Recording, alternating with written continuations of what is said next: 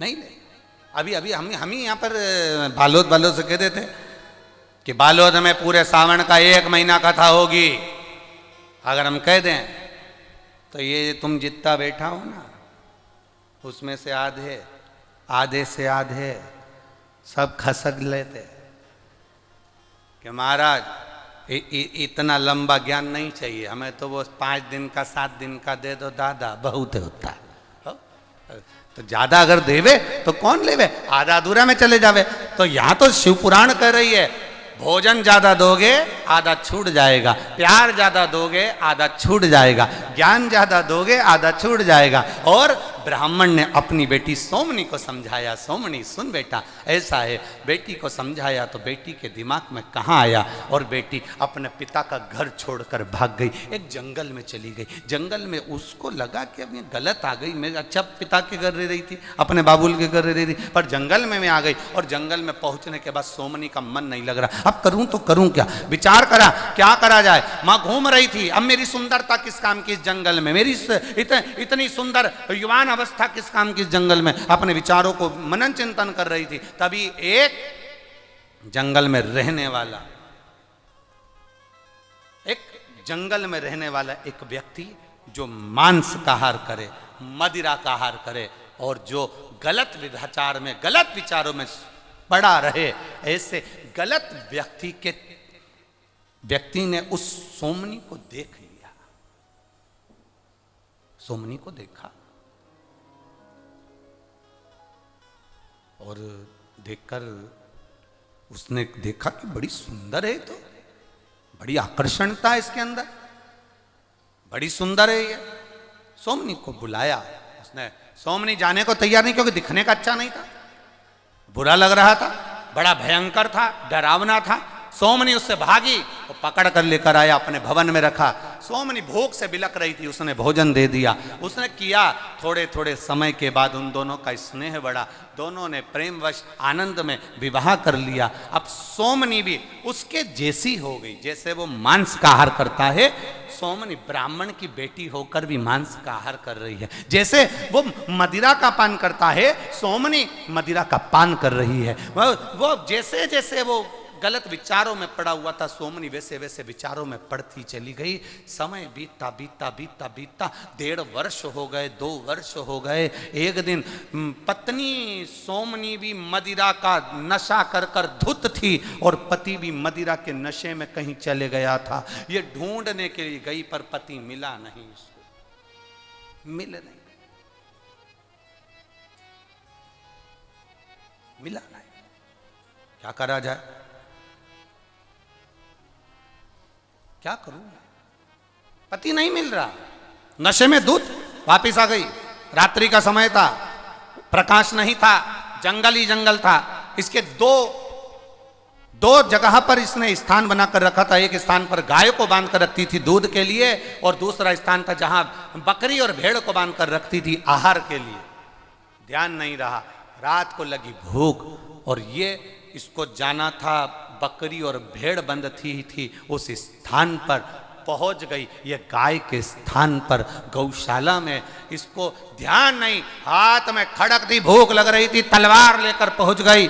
और तलवार लेकर इसको लगा कि यही बकरा है, जानकर एक बकरा जानकर उसने गाय के बछड़े को तलवार से काट दिया। काटा, खींचती खींचती अपने कमरे में, अपने कक्ष में लेकर आ गई। कक्ष में लेकर जो आई, और आने के बाद में उसने जो थोड़ा सा प्रकाश में देखा कि मुझसे गलती हो गई, बकरे की जगह ये गाय का बछड़ा मर गया, और उसके मुख से निकल गया शिव शिव। उसके मुख से निकल गया 2 बार। क्या निकला है, जम के बोलो जरा, शिव शिव। मुख से निकल गया शिव शिव, 2 बार निकला मुख से।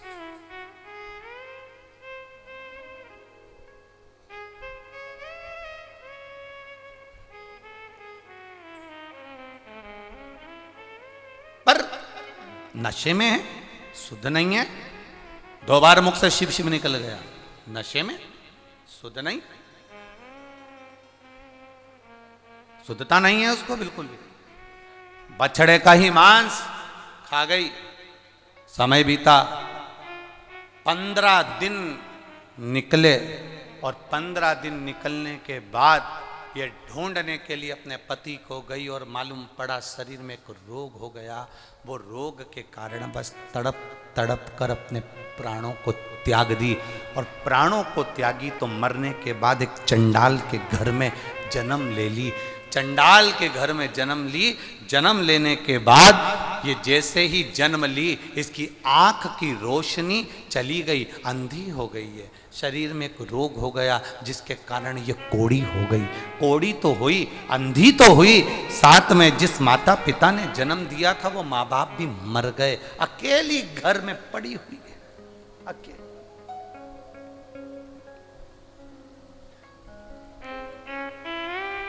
तड़प रही है, बिलख रही है।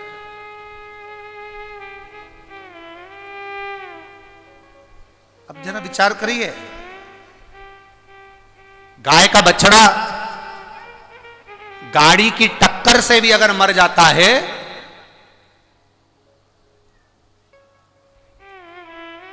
तो व्यक्ति को मरे हुए कुत्ते के अंदर जो इल्लियां पड़ती हैं उस इल्ली का जन्म लेना पड़ता है। जरा ध्यान दीजिएगा। गाय का बछड़ा, गौ माता गाय का बछड़ा, अगर मान लो गाय का बछड़ा गाड़ी के टक्कर से लग गया, गाड़ी का टक्कर हो गया, बच गया, श्वास चल रही है, मरा नहीं तो ठीक है। पर गाय का बछड़ा भी अगर गाड़ी के टक्कर लगने पर अगर मर जाता है, प्राण छूट गए, तो जो कुत्ता सड़ा मरने के बाद जब सड़ता है, मरने के बाद जब सड़ता रहता है, उसके सड़ने पर जो कीड़े पड़ जाते हैं, जो इल्ली पड़ जाती है, उस मरे हुए कुत्ता जब सड़ता है तो उसके पास में एक सफेद कलर की इल्ली पड़ जाती है। वो इल्ली का जन्म उस बछड़े को मारने वाले को लेना पड़ता है। इल्ली का जन्म प्राप्त होता। तो अब यह कथा बहुत विचित्र है सोमनी की। तो सोमनी ने तो बछड़े को मारा था, पर इसको तो मरे हुए कुत्ते जो सड़ गया है उसमें इल्ली का जन्म होना था।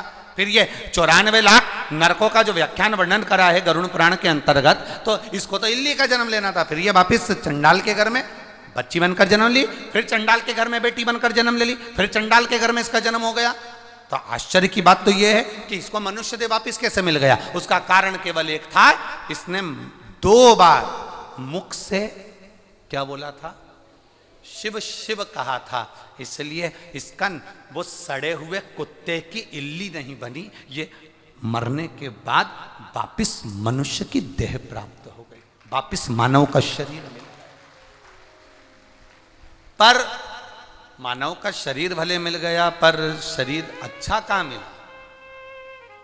कोड़ का रोग, अब कोड़ी का रोग हो गया, आंख से अंधी हो गई, माता पिता भी चले गए, दर दर भटकती है, लोग त्राण देते हैं, खाने को नहीं मिलता है, भिक्षा मांगती है। समय बीता, समय बीतते बीतते बीतते बीतते तब किसी ने कहा कि यहाँ नजदीक में गोकर्ण क्षेत्र में महाबल शिव का मंदिर है, उस महाबल शिव के मंदिर में शिवरात्रि का मेला भरा है, शिवरात्रि का मेला भरा है। बस इसके मन में आ गया, सब वहाँ जा रहे होंगे, भीड़ बहुत हो रही होगी, अगर मैं भीख मांगूंगी तो मेरी झोली में भी बहुत सारा मिल जाएगा, कोई मुझे कपड़े पहनने को दे देगा, कोई मुझे भोजन करने को दे देगा। ये विचार कर कर सोमनी उस महाबलेश्वर में, महाबल के मंदिर के पास में गोकर्ण क्षेत्र में भीख मांगने के लिए दरबता ठोकर खाती खाती, कौड़ी है शरीर से, आंखें नहीं, अंधी है बाल्यावस्था से, और पहुंच गई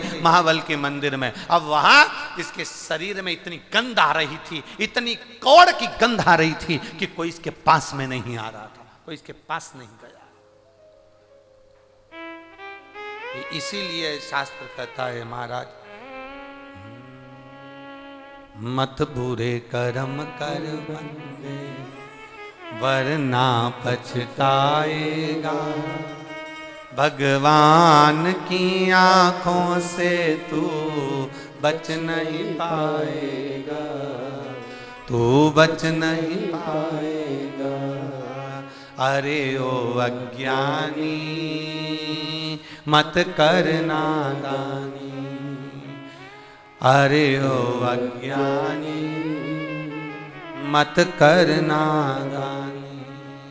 तेरे कर्म का फल भी तू ही पाएगा, जैसा किया तूने तेरे आगे आएगा। मत बुरे कर्म कर बंदे वरना पछताएगा, भगवान की आंखों से तू बच नहीं पाएगा, तू बच नहीं पाएगा।